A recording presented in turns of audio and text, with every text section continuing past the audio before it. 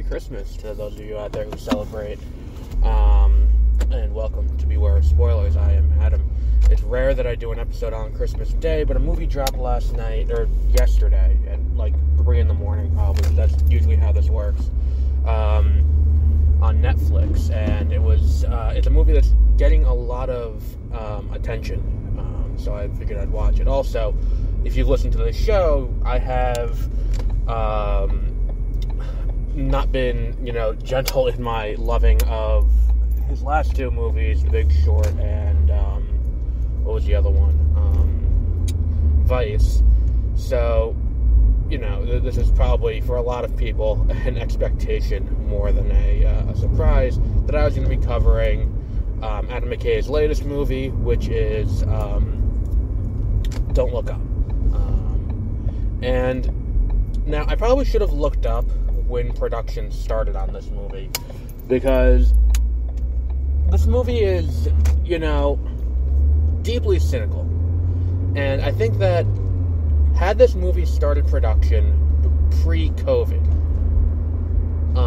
and this plot was the way it was supposed to happen, pre-COVID, I think that there is a way to view this movie where it's like, oh, that's just, deeply cynical, and, if this came out and COVID wasn't thing, it's like, there's no way that's what would happen.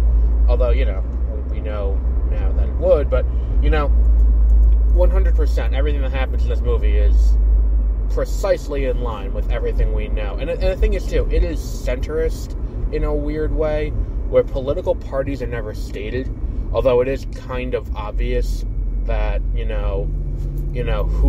which political party is doing what in this movie. That said, it's not explicitly, who the Republican is, who the Democrat is. It's a very profoundly American movie, even in so much as it basically completely ignores every other country in the world in this, in this global crisis. Where it's like the rest of the world doesn't matter. What the rest of the world is going to do doesn't matter. It's just what the United States wants to do. So the basic premise is Leonardo DiCaprio and Jennifer Lawrence discover that there is an asteroid headed toward, or a meteor, or a comet headed to Earth. And this comet is an extinction-level event. And if it impacts Earth, then the world's going to end, because it'll wipe out all life on the planet, and that will be the end of it.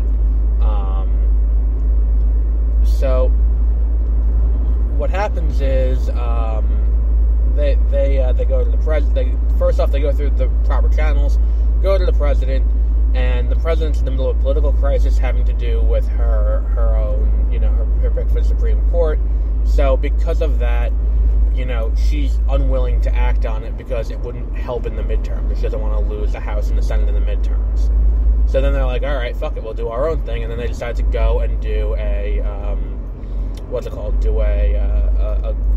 tour where they try to get people to, acknowledge the world's ending and try to, kind of grassroots the movement to save the planet. And it's like they go, and the thing is too, it's like when you look at this, it's like it's a cynical look at literally everything, like the news media, the like everything about it is, like everyone's wrong in this movie. And it's really interesting in that way, where it's like, they show a breakdown session of the New York Herald, which is like, dollar store New York Times. And that's the thing, too, about this movie, is that everything is kind of slightly different. And it's one of those things that, like, even the most subtle of thing in this movie is not exactly what it is in the real world. Like they reference, like, Burger Crowd, which is like, oh, that's Burger King. And it's like, it's one of those things where it's like, even the smallest thing is not, 100% in line with what we see in the real world. And it creates a weird kind of disconnect almost. And it makes it where it's like, oh, it's a work of fiction. This would never happen here, but this is exactly what would happen. So, I'm going to go through the entire movie only because it's kind of, it would be wrong to not discuss the entire movie in this situation. And it's like, knowing what's going to happen is not going to change your view of the movie or make the movie less enjoyable. Like, if I watch this movie knowing full well what's going to happen in it, I'm not going to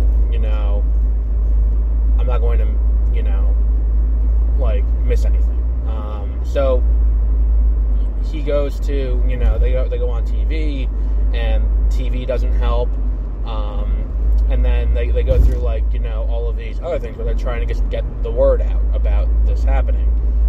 Then eventually, the president comes around because the president has another scandal, and then if she leads this organization, organizes the war effort to do that, then her approval rating will go up, and then that'll work. So she decides to acknowledge it then, and then they do it, and then there's, an Apple-type company, which, is... Mark Rylance has a great small role in this movie doing this as, the head of, the Apple, company. That's, a telecommunications company that makes phones. He intercedes because the meteor has rare minerals on it, or the comet has rare minerals on it, and these minerals would make him billions and billions of dollars. So the plan changes, and he assures them, look, we can do this. We can stop the meteor from hitting the planet. Don't worry. We're just going to break it up so it comes in, and then we can reclaim it and then make a lot of money on it. And that'll help the planet. And it's there's nothing about this movie that is inaccurate, painfully. Because 100%, if there was something, we're seeing it now with, companies trying to capitalize on on COVID. And it's it is, and the thing is too, it's and then we get into the politics of the whole thing, and see, that I think might have been shot, or at least, scripted after COVID, because the rallies where they're just kind of ignoring the threat, and they're actively being they're lying to you about the threat, are all very reminiscent of a certain something that happened last year. I'm not going to get too political, but if you've listened to this podcast, you know where I stand on this. But yeah, it's things like that go through this movie, and it's all very, it's the farthest extreme, but at the end of the day, it's science fiction, and it does its job well. So, I would definitely recommend this movie to anyone who wants to see it. And the thing is, too, it's this movie feels like a short story that you would find in the Magazine of Science Fiction and Fantasy, or Apex, or Asimov's, or Clark's World, or anything like that, where it's the story of these two people who know something is going to happen. They have the truth, and no one on the planet believes them. And because no one believes them, the catastrophe is going to happen. And it's a thing that happens all the time. There's always someone like this in every movie. Roland Emmerich has made an entire niche industry out of movies that feature something like this, where it's there's always a guy who knows that the end is near. There's always the doomsday person.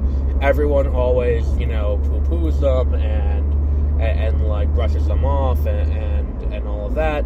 But at the end of the day, it's well, he was right, So, who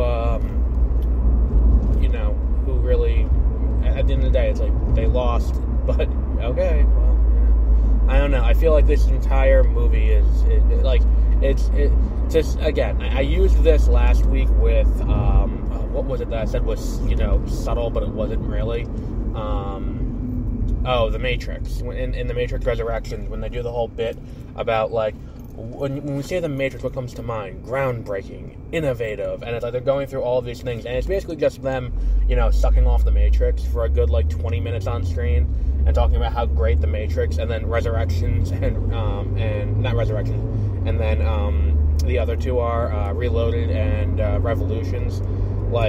Okay, we get it. You made The Matrix, you liked The Matrix, move on. I don't need this in the movie taking up this much time. So they do that. It's kind of here, this isn't exactly subtle in its, metaphor. But the thing is, with something like this, where it's if there's, sometimes you need to hit someone over the head to get them to understand. And it's look, if we're going to, subtlety is out the window, let's just, go full in and be look, this is what we're witnessing in the real world. It's it's not on this scale where it's it's a very clear cut, this will happen and immediately the world will end, apocalyptic event, but it is kind of similar, where it's like, this is the kind of thing where if it goes unchecked, it'll get worse and worse, and millions of people will die. So, it does that. It does that very well. And there's nothing about this movie that's inaccurate. Like, and I think that's, the saddest part of it.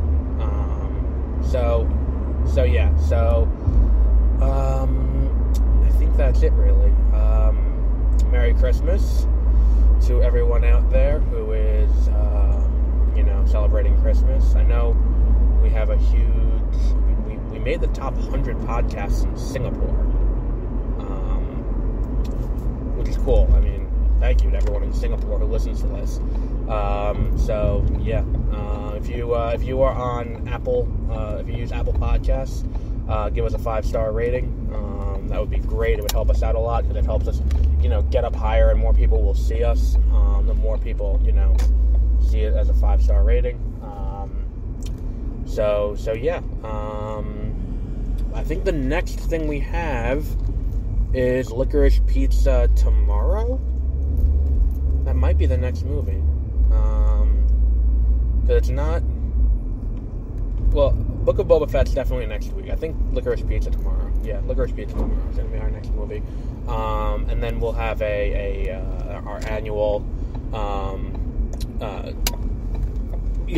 countdown. And, yeah, we'll wrap up there. And until then, have a great rest of your week.